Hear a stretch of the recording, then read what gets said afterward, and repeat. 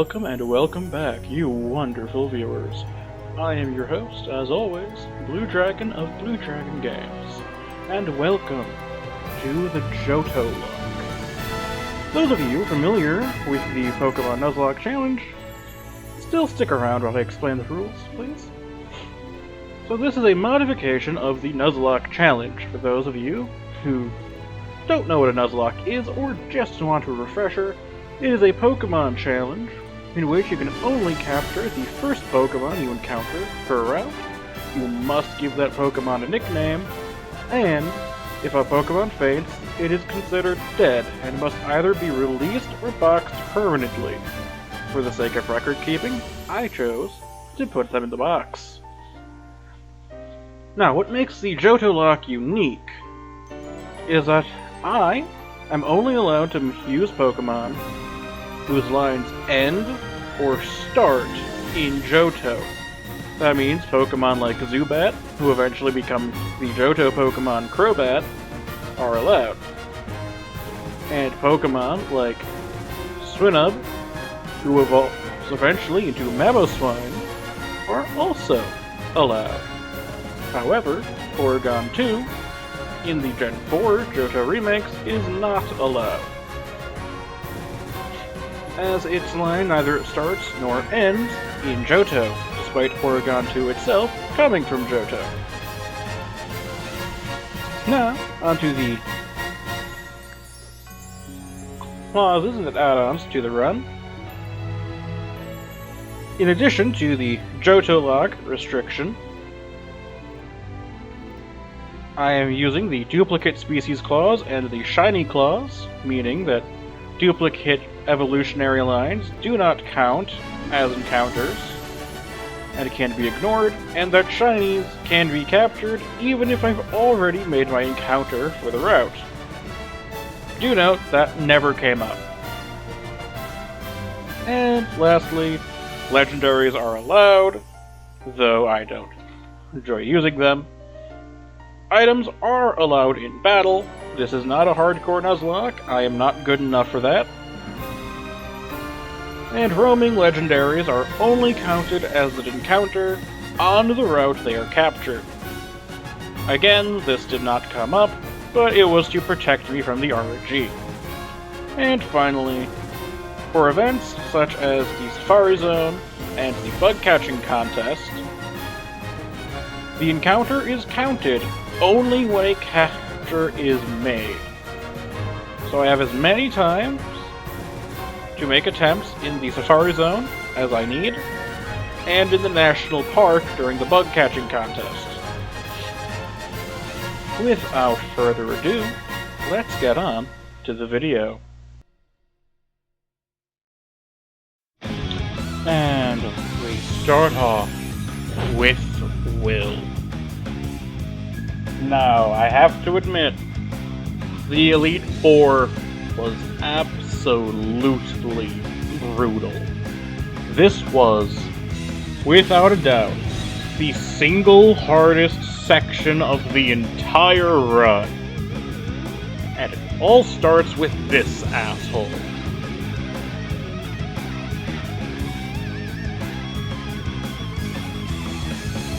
Confusion is such an obnoxious effect to deal with. But you've seen how long this video was when you clicked on it, or you just saw how long it is now after I brought up the video length. So you know, it's not Will that causes the issues here, not all of them, but definitely a lot of them. My goodness, do I hate Will. I thought I'd be all clever using a rollout strategy, but obviously that didn't work out quite well. But luckily for me, Galatea knows milk drink, so I was able to recover and actually go for the rollout strategy again. because a big weakness of most of Will's team, they're weak to physical moves. And like at least 3 of them are weak to rock type attacks. Though against Jinx, I preferred Body Slam. It was way too big of a risk to go for rollout when I was getting hit so hard for Psychic. And that's Jinx down.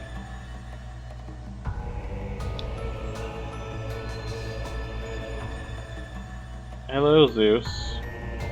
As you can see, she was the first death of the Elite Four section.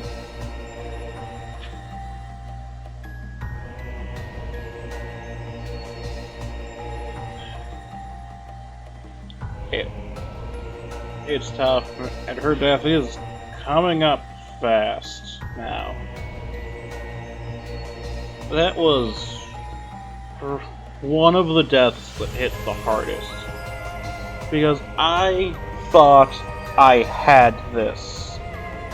I thought I outsped here, but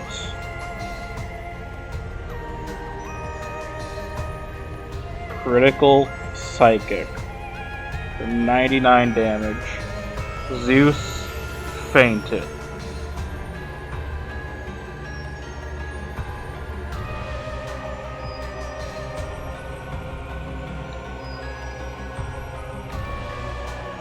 Vengeance will be mine.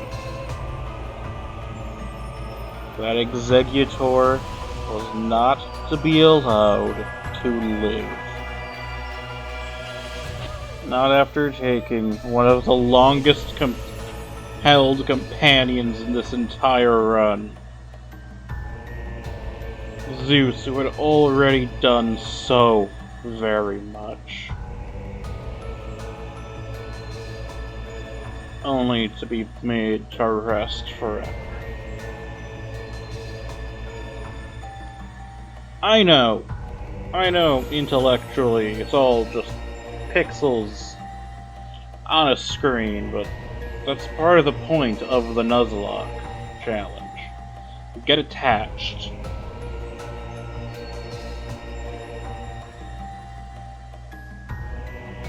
You name them so you get attached to them.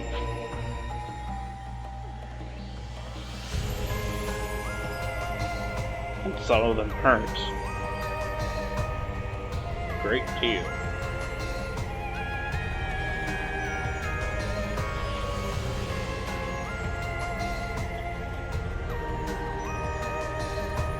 I was enraged here.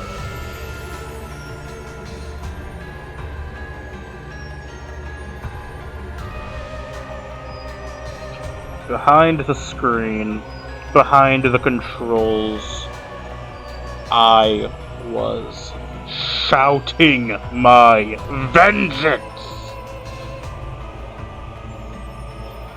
for the fallen.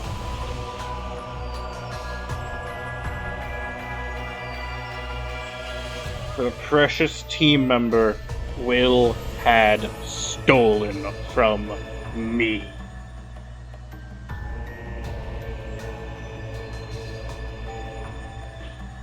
So let the killer burn!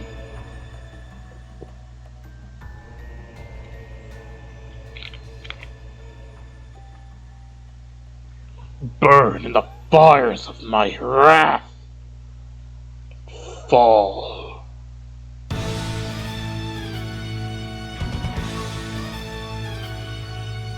One left. One final victim.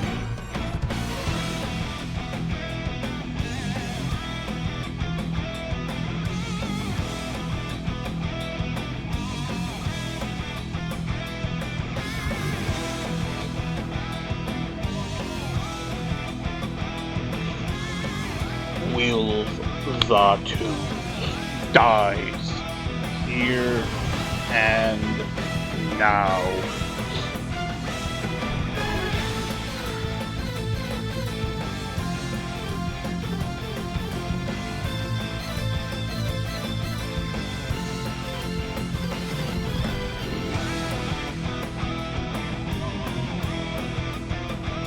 Confusion, but it doesn't matter. Johto dies. Zeus has been avenged.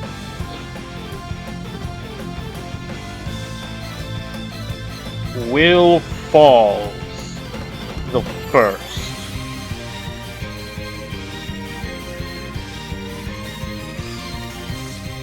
And now we move on to Koga, the most obnoxious of the lot. I didn't say hardest, I said most obnoxious.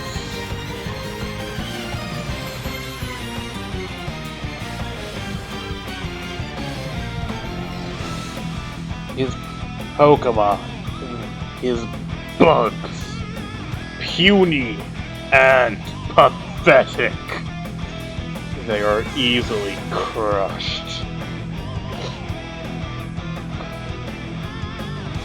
Ground beneath my heel.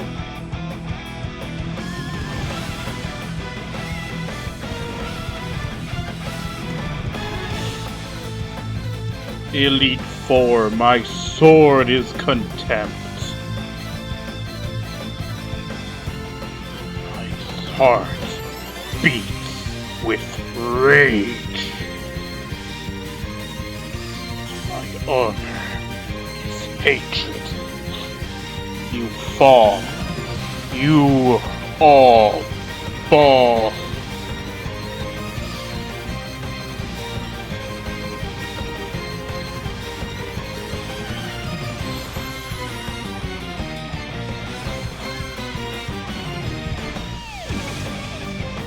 Koga was merely a roadblock.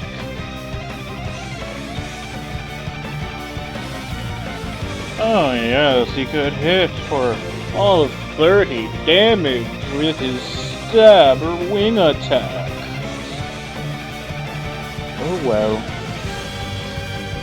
Not like it matters. Not like it's in there. Just saying. Not even his crit put me at any true risk.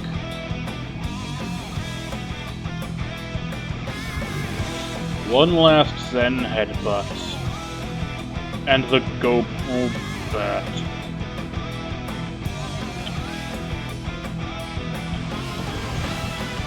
I should watch these through before doing the voiceover. I forgot it barely survived that. So building up rollout it is.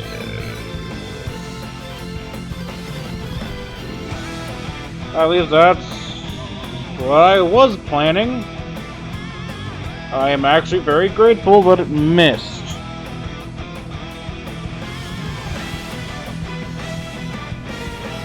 It's crazy for something that is such an utter monster early game.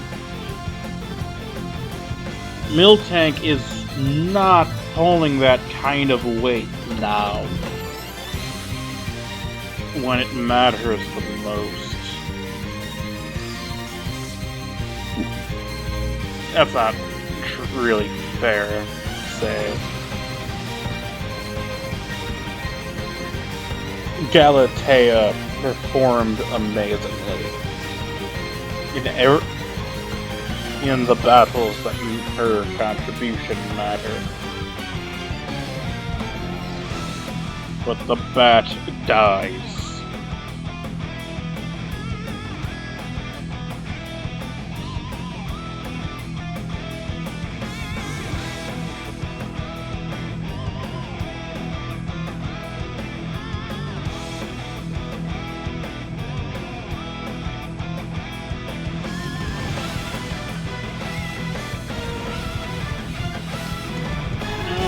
minimize yourself as much as you want, Koga. It's not going to save you.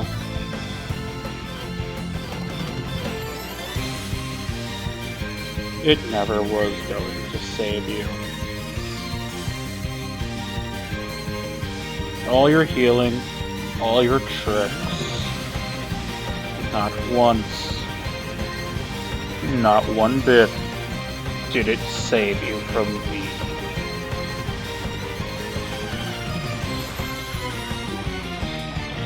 Even with your evasion, all you do is forestall the inevitable, and you waste your final turn with your muck.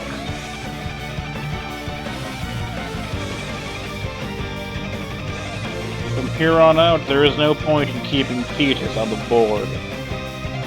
She has served her purpose in this fight.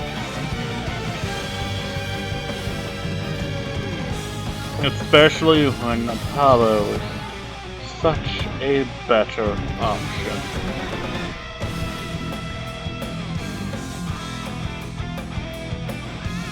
Against Fortress and Venomoth back to back? I couldn't ask for better targets to burn.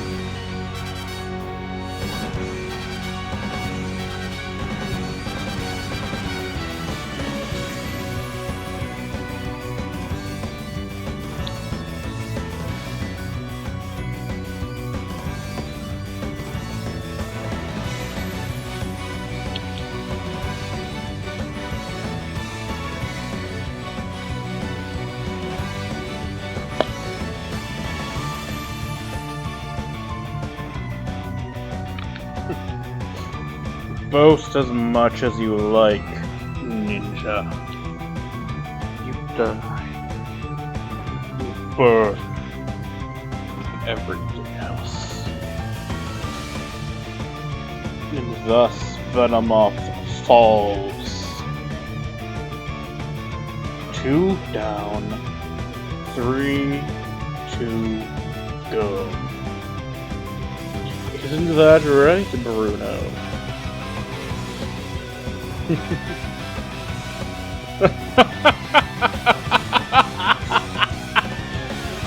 It's barely even a battle!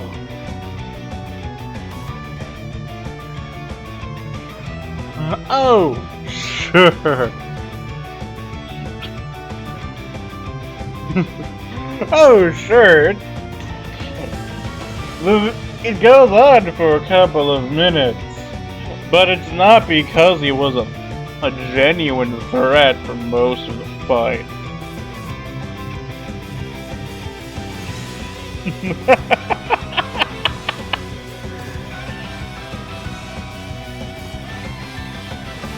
It's Bruno.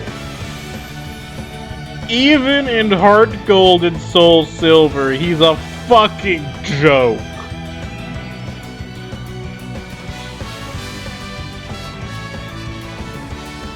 I'd have switched this song out for something funny. Except it would have ruined the pacing of the other battles. Those music.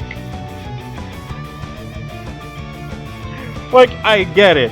The Nuzlocke is supposed to bring drama. Like that missed Blaze kick, but it's fucking Bruno, people. You can't be dramatic with Bruno. He is the worst Elite Four member in every game he is in. He's so fucking pathetic!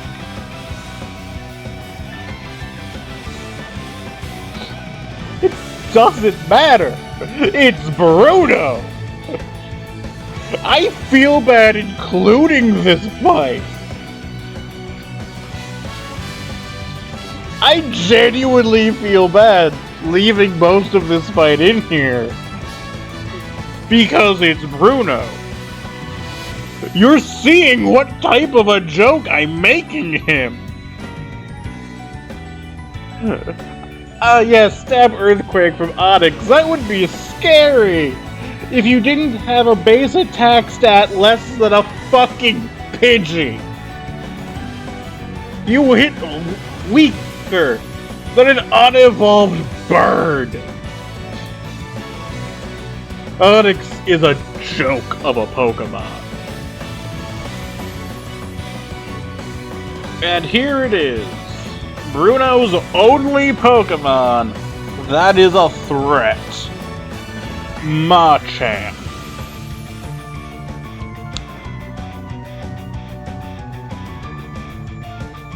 Fight as hard as you can until you faint. You said one smart thing, Bruno. But I outspeed. But that Rock Slide was one of the scariest moves of this entire run. Thankfully, Nemesis knows close combat. 120 base power, plus fighting stab, and Nemesis's high attack is a Heracross. Machamp didn't stand a ghost of a chance. 3 down, 2 to go.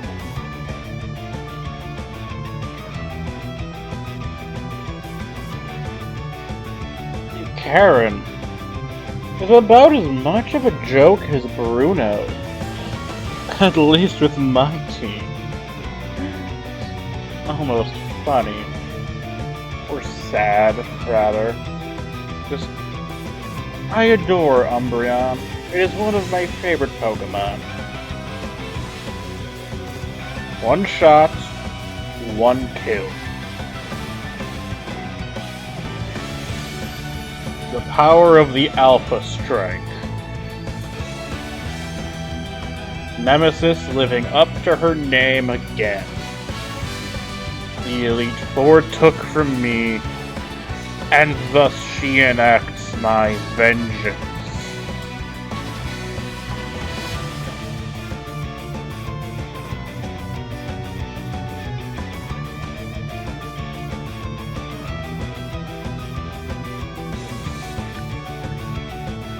Leto, burying that poor Murkrow in ice.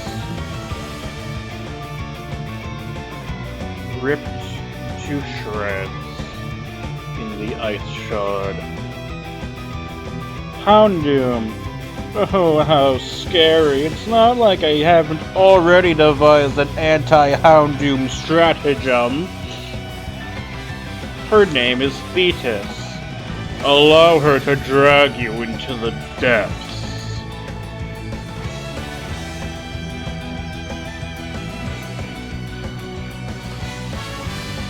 Had that dark pulse made her flinch, I'd have been scared.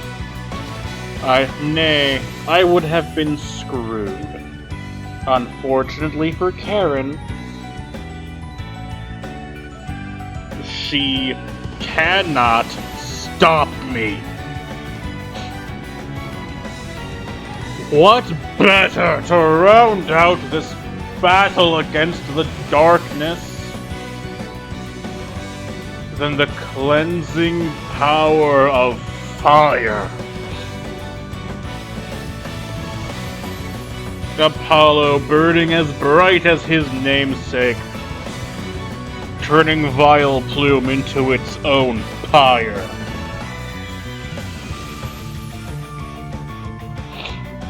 And Gengar.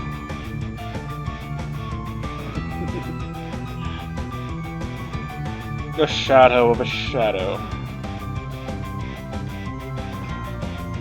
Against a cow named after the most gorgeous light of the sky.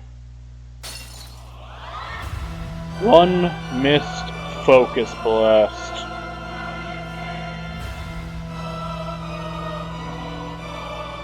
One hit, then headbutt. Even this focus blast is not enough to kill. A crit? Definitely.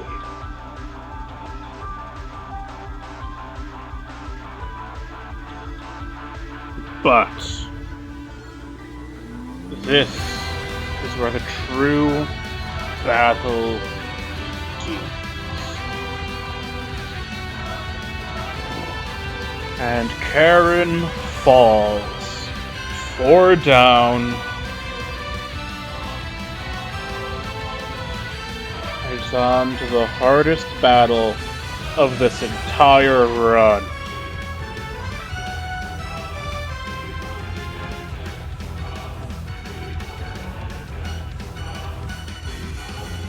My plan at this point had fallen apart,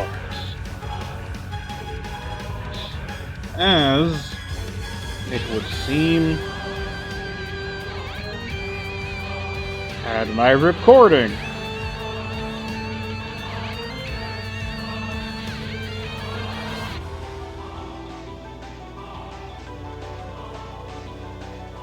I do hope you can bear with it.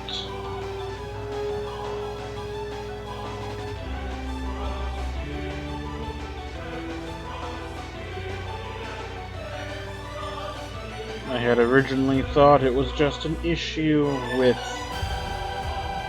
my video editor.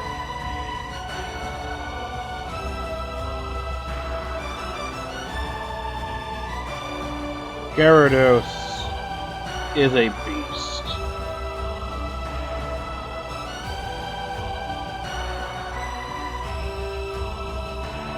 They're one of Lance's most terrifying.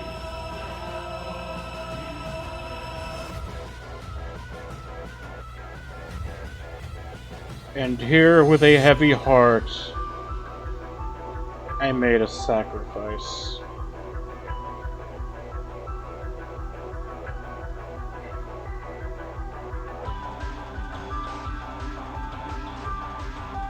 You can see how I paused the struggle to make the choice.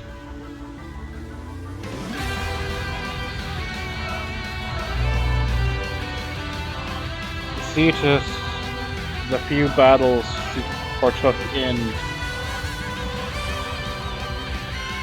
he served me well. Another of our oldest companions fallen.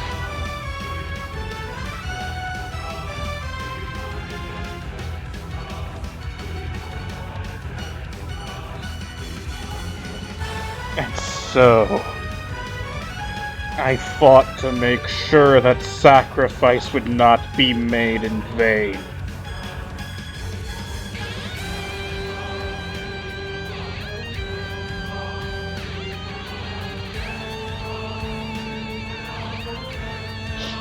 Even as I was internally screaming at Gyarados knowing Flail, a move I had forgotten it had. I carried on. I had no choice but to carry on. And Gyarados fell. The first of 6, but it had already cost me 1.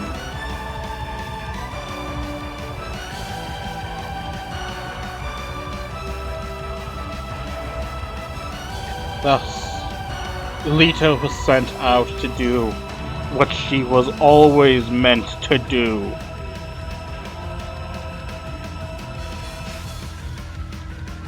She was captured, grazed with the intent of fighting Lance. But my math was wrong.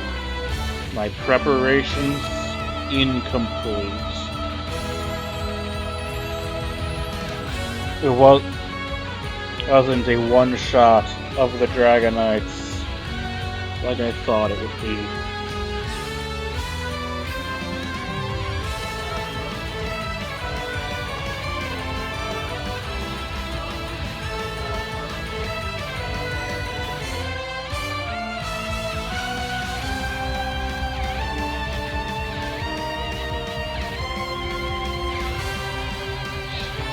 Having no proper switch into Charizard, I send an Apollo to use Swift.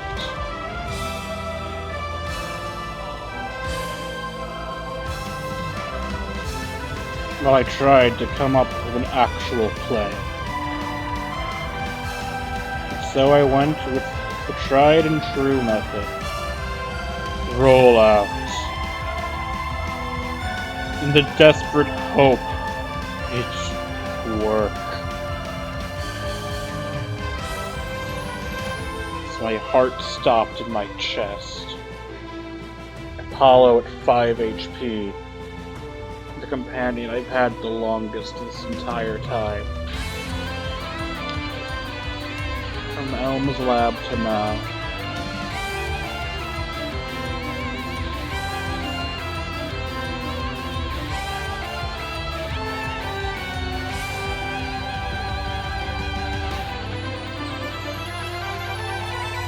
Aerodactyl.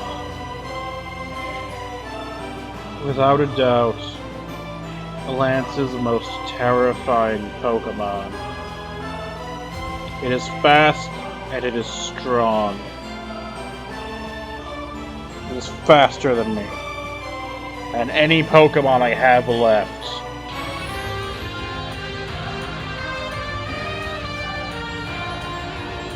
Galatea knows how to endure.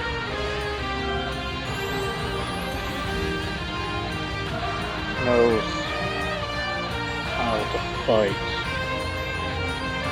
And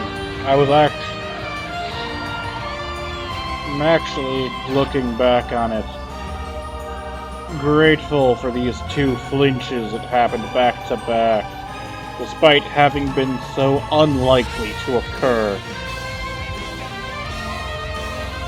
Because Rollout would have locked Galatea into her own death far sooner than it had already happened. So I attacked, and I struck with the only attack I could. Trading rock slides for milk drinks and Zen headbutts.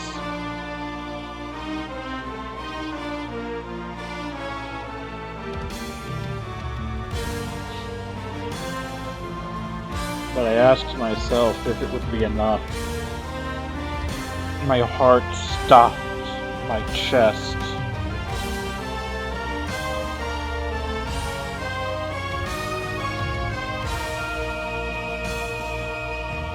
And my asshole clenched, knowing I had to finish this battle, no matter what.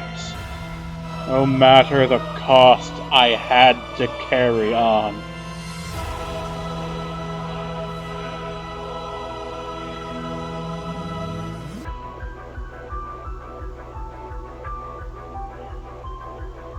This was by no means a hardcore run, but every potion carried guilt.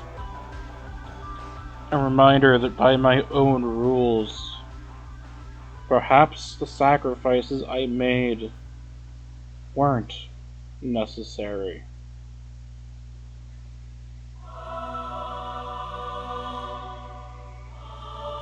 But with each rock slide of Aerodactyl exhausted, with it reduced to using Air Slash, I knew I could beat it. It was not pretty. It wasn't an elegant solution.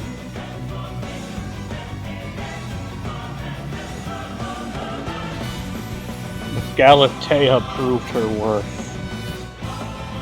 in this battle above all others. As behold,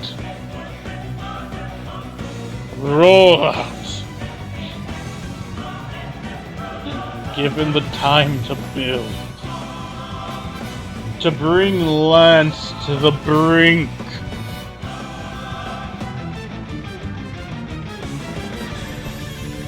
turn 5, Lance. Your full restore was meaningless. 5 down.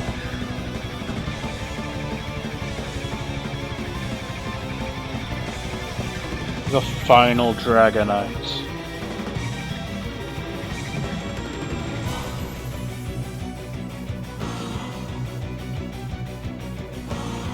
The end to this nightmare.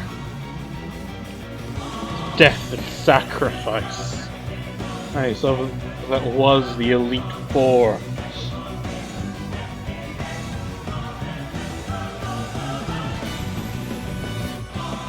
But I had forgotten one cruel detail. One fact of malevolence.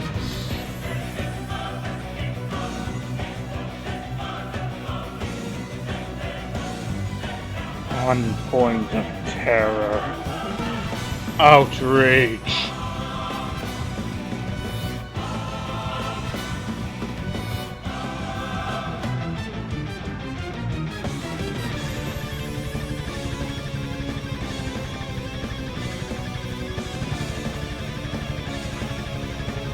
You can still see the time left. You can see the nightmare that the final Dragonite is.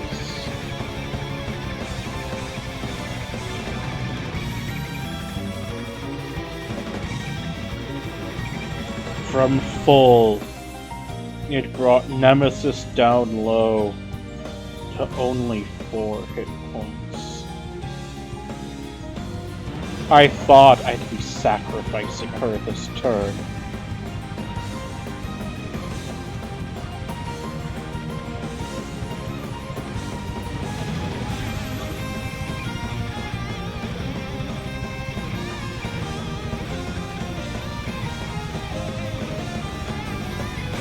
Through sheer luck, she survived. A full health Dragonite versus Galatea at her peak. Rollout struck true, but not enough. That full restore had not just brought Dragonite back to full, it cured it of its confusion. And rollout missed to the second attack. Its Galatea was lost.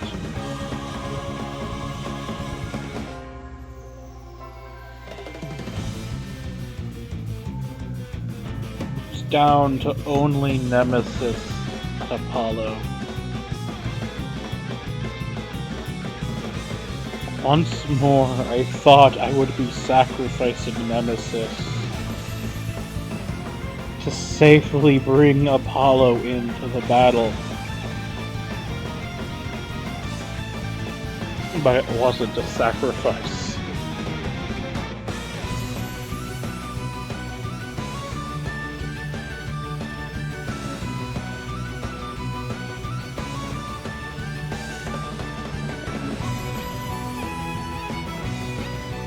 It was as if the Lost were guiding Dragonite to harm itself instead of Nemesis. This battle was not one I should have been able to claim victory. Yet, I did. Lance was defeated. We are able to move on, victorious, into Kanto.